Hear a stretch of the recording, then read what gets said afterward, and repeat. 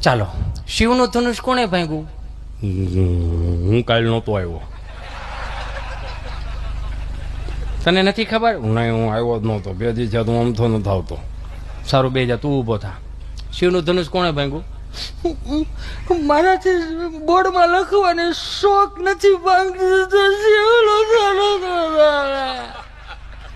હાલ તું બે હાલ ઊભો થા. ત્યાં વર્ગ શિક્ષકને લીધા કે તમારા છોકરાઓને ખબર નથી શિવનું ધનુષ કોણે ભાંગ્યું? શું શિક્ષણમાં ભણાવો છો તમે? આ તો માસ્ટર સાહેબ ઢીલા પડી ગયા. 48 જણાને હાસું છું, 48 છોકરાઓને હાસું છું. એકેય તોફાની નથી. એના બાપે મારી પાસે ભણ્યા હતા. હાવ હુવાળા માણસો. એકે છોકરો તોફાની. તો તમને નથી ખબર શિવનું ધનુષ કોણે ભાંગ્યું? નહીં.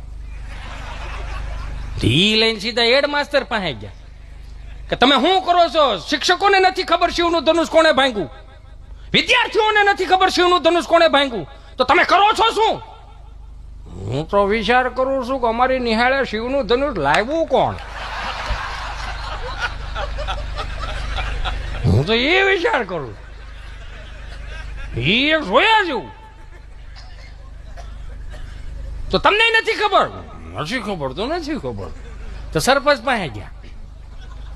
સરપંચને કીધું 15મી ઓગસ્ટ અને 26મી જાન્યુઆરી ખાલી ધજારોહણ માટે જાઓ છો.